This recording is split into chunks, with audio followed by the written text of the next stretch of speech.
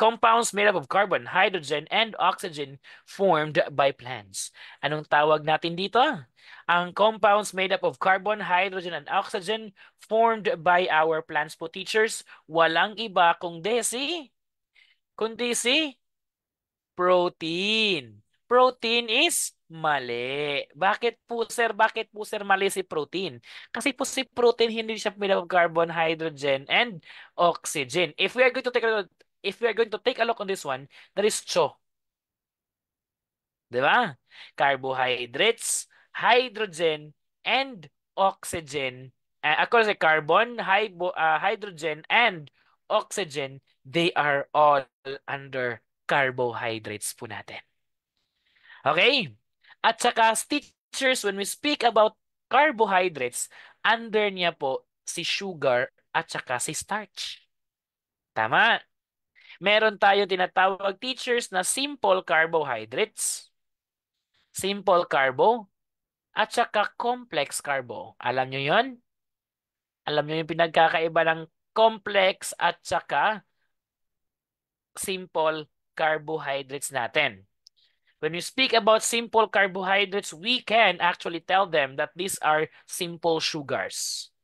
We have the glucose, we have the fructose, in which case, kung sinasabi simple carbohydrates, teachers, these are carbohydrates that are easily absorbed by our body for energy. These are called carbohydrates, simple carbohydrates po natin. Ang sarap ng feeling. Sarap kapag nakatama ka, ano? Maya-maya, let's see kung makatama pa rin kayo. Pag sinabi nating complex carbohydrates, teachers, these are what do we call as mga ano no, mga molecules na kung saan kailangan pa nating i-digest, kailangan pa nating magkakaroon tayo dito ng ano, ng mga other chemical formula na kung saan bi-breakdown po yung ating carbohydrates. Example po, teachers, is yung tinatawag nating mga sugar molecules such as dietary fibers po natin. No, dietary fibers po natin. No, they are rich also in carbohydrates po natin doon. That's why these carbon, hydrogen, and oxygen, teachers, are under the category of compound called carbohydrates natin. Now, teachers, pag tinatanong kayo dito, amino acid. Sino dito si amino acid? Ha? Sino dyan si amino acid? Protein, di ba? Protein is the amino acid. Sino ito yung building block of the cell of muscles? The building block of muscles. Sino po dito yung building block of muscles? Hmm? Ano yung tinaguri ang building block of muscles? Protein pa rin, no? Protein pa rin, teachers, the building block of muscles natin, no? The building blocks. Sila yung foundations. Di ba? Now, ano yung mga pagkain na rich in protein? No, 'di ba? Kadalasang kinakain po ng mga weightlifters, 'di ba? Oh, example, mga eggs. Tapos mga chicken breast. O chicken breast talaga yung hilig nila, no? Meat at saka fish. They are sources of protein po natin. And protein are composed of amino acid pa rin. All right? Let's proceed to the next question. Again, the answer here is letter A, alpha carbohydrates. Ang tanong for tonight for the second question. Sir, ano yung tawag natin sa mga fixtures connected to provide seal of the piping system? Usually, nakakonect po sila sa mga lavatories at saka sa sink. Oy, gusto ko tong tanongan na to. Kasi wala masyadong clue word dyan. Di ba? These are connected to fixtures to provide seal of the piping piping systems natin. Eto, teachers, meron tayong fixtures. Gaya ng lavatories is a fixture, a sink is a fixture as well. Now, ano yung clue word nyo dito, sir? Sorry. Ano ko?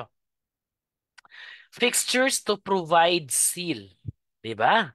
Ano yung mabibigay ng seal ng mga lavatories at saka sinks? Kumbaga, teachers, what prevents the air from our septic tank, from our mga tanks or storage tanks po natin to come out outside the lavatories and outside our sinks? No? Ito po yung tanong eh. That is what we call as traps. And that's what specifically called P-trap. Kung may trap dyan na sagot, trap talaga yung sagot dyan. Regardless of S-trap, P-trap, no? Regardless kung anong uri ng trap po yun. Pero since there's no other answer here kundi P-trap, kasi po siya lang po yung may containing na word na P-trap. Tama? Now, sir, let us try to see what are the different choices in this category. Alam niyo yan lahat? Bibigyan ko yun ng number, ha? Eto dito, this is number 1. Eto, this is number 2. Eto, this is number 3. Eto, this is number 4. Eto, this is number 5. Eto, this is number 6. O, sige. Name all of these parts. Name all the parts according to their numbers. Sige nga. Tingnan ko nga dito ngayon kung ilan ang mapangalanan po ninyo. Sir, wala po kasing picture sa board exam. Di nyo alam. Di nyo alam. Pero teachers, when you know the picture, I know that you know the function. Number 1, plug. Male plug. Tama. Very good, no?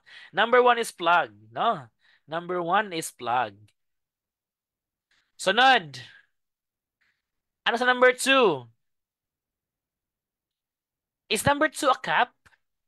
Is number 2 a cap? Ha? Cap po ba si number 2? Teachers, ano po ba yung pinagkakaiba ng plug at saka ni cap? Very simple. The threading of the plug is nasa labas. Again, the threading of the plug is nasa labas. Meaning to say, yung pipe na papasukan niya, the threading is inside. Correct? Now, sir, ano nun yung cap? Yung cap, teachers, yung threading niya po is nasa loob, wala po sa labas, unlike po ni plug. Kakuha? Nakuha ba? Oh, number 2 is bushing. Very good. Number 2 is bushing. Di ba? Number 2 is pushing. Sino si number 3? Number 3 is, very good. Number 3 is union. Number 3 is union. Union, di ba? Union si number 3. Si teacher, si number 3 union, they allow easy assembly and disassembly of connected pipes po natin. No? Kumbaga teachers, they are of the same shape, of the same size po natin, yung union po natin. No? So union fittings po natin yon. Sino si number 4? Number 4, reducer. Reducer ba si number 4? Ha? Is number 4 reducer? Number 4 what we call as? Ito yung kadalasang ginagamit natin sa mga hoses natin. Sa mga hoses natin, kumbaga gusto natin gusto tayong magdilig ng halaman. Na? Tinatawag natin itong number 4 teachers is adapters. Okay? These are called adapters. All right, number 5 is, very good. Number 5 is coupling. No? Number 5 is coupling. Okay, ito po yung coupling na tinatawag natin. No? At number 6, ano yung number 6? What is number 6? Ha? Si number 6 is Y? Siya ba yung na Y natin? Y ba si number 6? Very good. Uy, wag kayong pakumpiyansa. Kasi lumabas po yan last board exam. Sabi doon sa tanong na doon, which of the following is a T-pipe? Oh, very simple lang yung tanungan ha. Which of the following is a T-pipe? Tapos guhit yung ibinigay. O kung hindi mo alam yung change doon, P-trap, Y-fitting, tapos S-trap, tapos ano pa yung isa? Straight. No? Yun. So, hindi mo alam, hindi ka talaga makakasagot doon. Y-fittings teachers, hindi porke letter Y yan, hindi po yan ganon. No? So, si Y-fittings teachers, ganito po yung forma ni Y-fittings natin. Literally, parang letter Y din po siya. Okay? Si Y-fittings natin, literally, just parang letter Y po siya. So, therefore, this one is, what do we call as? P-trap po natin. Sir, ano yung tawag natin dun sa may parang parang may thread sa ilalim natin P-trap natin para po dun tayo maglilinis in case there is a clog on the surface or on the fixture po natin. Anong tawag natin doon, teachers? Yung sa may parang parang pintuan para po doon natin makuha yung mga dumi na nag-stack po within the trap po natin. The answer there is clean out.